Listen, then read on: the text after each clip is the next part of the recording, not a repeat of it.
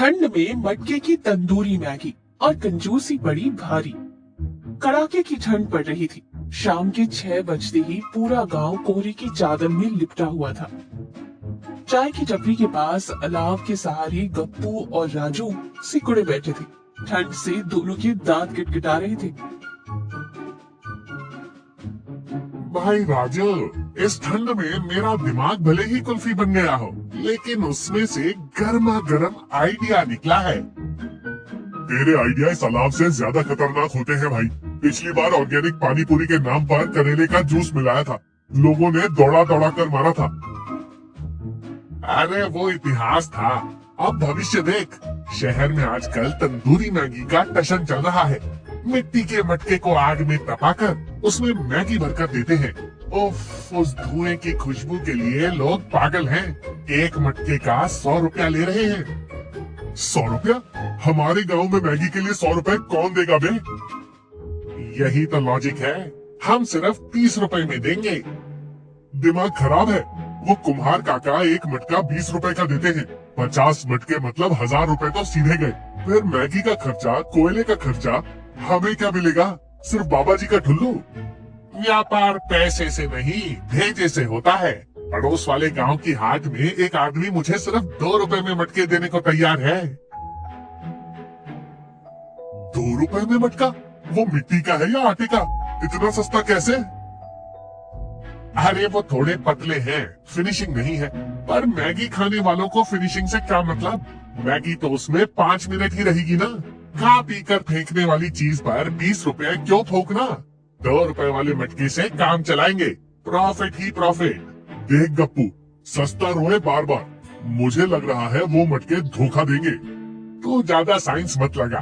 मिट्टी तो मिट्टी है, सख्त हो या नरम, आग लगते ही सब सेट हो जाएगा। वो 2 रुपए वाले मटके ही फाइनल है। अगले दिन गप्पू 2 बोरी भरकर वो सस्ते मटके ले आया। राजू ने उत्सुकता से एक मटका उठाया। वो इतना हल्का था जैसे उसे गत्ते से बनाया हो। अबे ये क्या है? इतना हल्का? जोर से फूंक मारूं तो उड़ जाएगा। इसे कहते हैं लाइट वेट टेक्नोलॉजी। कस्टमर को पकड़ने में आसानी होगी। तभी वहां से सुनीता भाभी गुजरी। गप्पू और मटकों का ढेर देखकर उनके चेहरे पर व्यंग वाली हंसी आ गई। क्यों गप्पू, अब क्या कुम्हारगिरी शुरू कर दी? पर ये मटके हैं या पापड़? पानी डाला तो गल जाएंगे। भाभी, आप हमेशा नेगेटिव ही बोलती हैं। ये स्पेशल इको फ्रेंडली मटके हैं। इनमें आंच जल्दी लगती है, गैस बचती है। आपको ये बिजनेस सीक्रेट समझ नहीं आएंगे।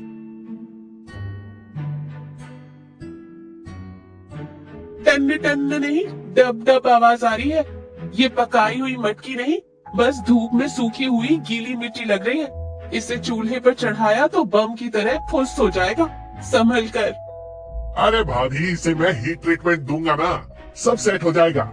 आप कल आकर चखना, उंगलियां चाटती रह जाओगी। तेरे प्रयोग अपनी जगह, पर खाने वालों का पेट मत जला देना। मैं पहले ही चेतावनी दे रही हूँ, उस राजू को बलि का बकरा मत बनाना। सुनीता भाभी की जाते ही गप्पू ने राजू से कहा, ये जलती है हमारी तरक्की से, तू काम शुरू कर।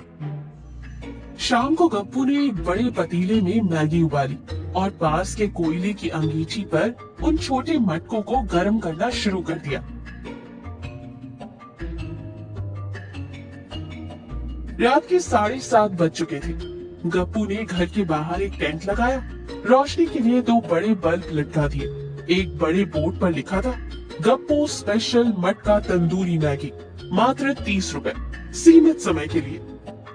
मैगी की खुशबू और सस्ते दाम ने बंटी को खींच लिया। वो अपनी 4 दोस्तों की टोली लेकर आधम का। गप्पू भाई, 30 रुपए में तंदूरी मैगी? मान गए उस्ताद। शहर वाले तो लूटते हैं। लगाओ 5 स्पेशल मटके, मसाला दबा के होना चाहिए। देखा, भीड़ आ रही है।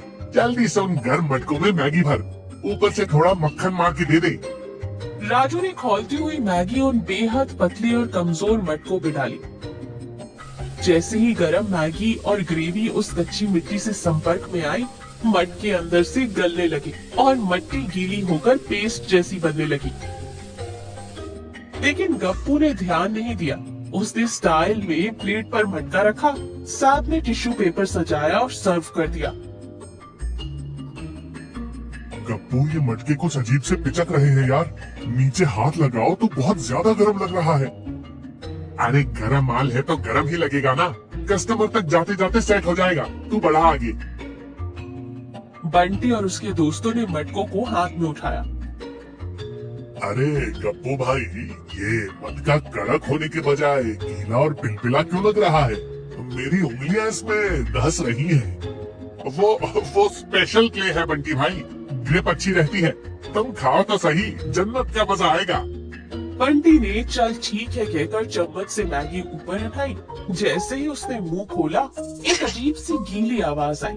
उस घटिया मटके का पूरा बेला गर्मी और गीलेपन से गलकर नीचे गिर गया था।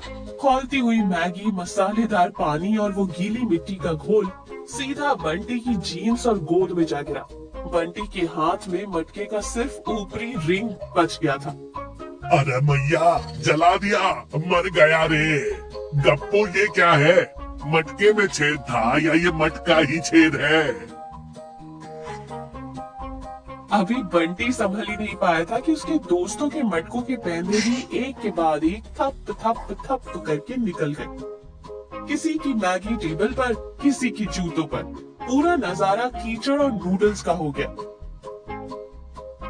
अबे ये क्या जादू है? मैंने मैगी मांगी थी, इसने तो मटका गायब कर दिया। हाथ में सिर्फ कड़ा बचा है।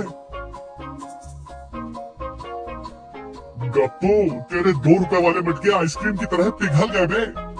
सुनीता भाभी ठीक उसी वक्त वहां आ पहुंची। बंटी और उसके दोस्तों के कपड़ों पर मैगी का नक्शा और गप्पू का उतरा हुआ चेहरा देखकर उन्हें समझ ही नहीं आया कि वो हंसे या गुस्सा करे। मैंने कल ही कहा था ना, ये मटके नहीं मिट्टी के लड्डू हैं।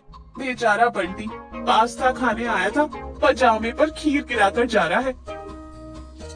गप्पू और राजू ने बंटी और उसके दोस्तों से हाथ जोड़कर माफी मांगी। कपड़े पोंछने के लिए तौलिए दिए और जलन कम करने के लिए ठंडा पानी। बंटी गुस्से में बड़बड़ाते हुए गया। तेरी मैगी को मेरा दंडवत प्रणाम। अगली बार तेरे स्टॉल के सामने से भी नहीं गुजरूंगा।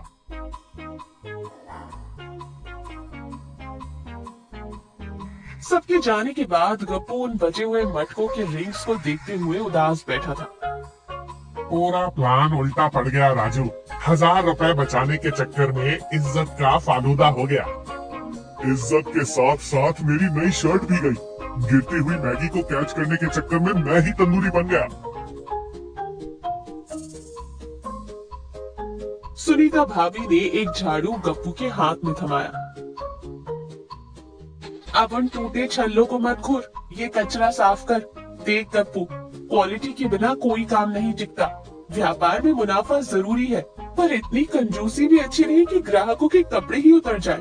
2 रुपए में मटका मिल रहा है तो अकल लगानी चाहिए थी ना कि उसमें पानी भी नहीं टिकेगा। कान पकड़ता हूँ भाभी, कल से अपनी पुरानी चाय की दुकान ही भली।